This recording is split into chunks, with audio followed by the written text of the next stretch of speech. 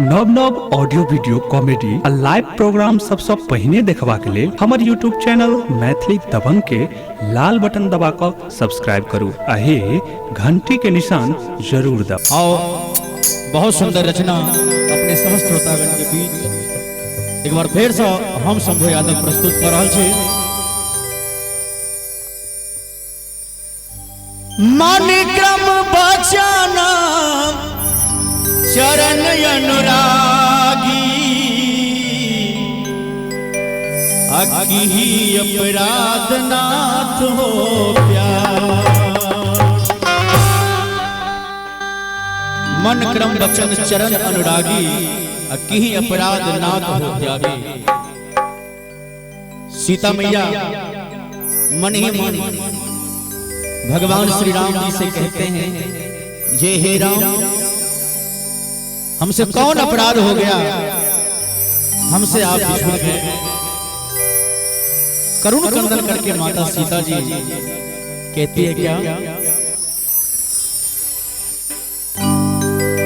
हम के लंका वास कसहूता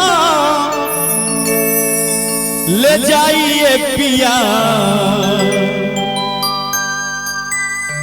जे हमरा लंका से हम कतो लो चलो, अब हमरा यहाँ पर नहीं नीक लागे, नहीं दिल लागे। रावण के बोली बचन सुन के हम के लंका वास कसहूता ले जाइए पिया। रावण भैले बा मोतिया काट खाइए पिया। रावण भैले बा मोतिया काट खाइए पिया। हम के लंका वास कसहूता ले जाइए पिया। हम के लंका वास कसहूता ले जाइए पिया। रावण भैले बा मोतिया काट खाइए पिया। रावण भैले बा मोतिया काट खाइए पिया।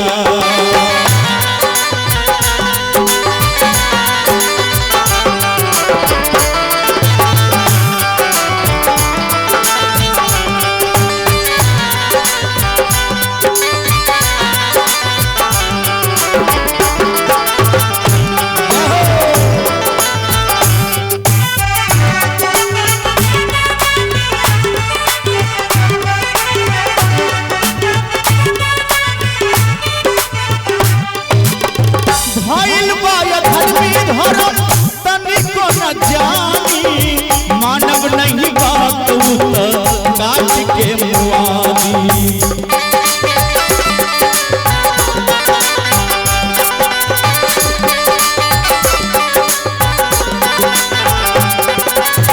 भइल बाया धर्मी धर्म तनिको न जानी। मानव नहीं बात काट के मुआदी। कसहु पापी के पाप से बचाइए पिया। कसहु पापी से पाप के बचाइए पिया। रावण भैले बा मोतिया काट खाइए पिया। रावण भैले बा मोतिया काट खाइए पिया।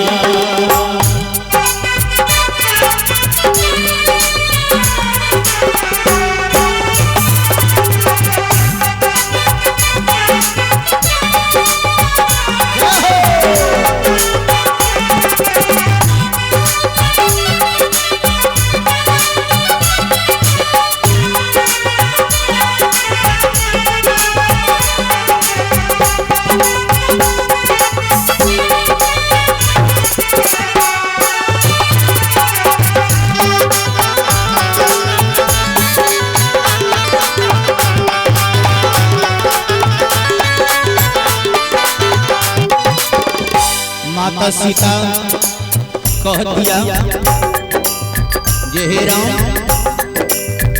आधी आधी रातिया के हमके डरावेला। शाम कान भई देखे बड़ा हंसावेला।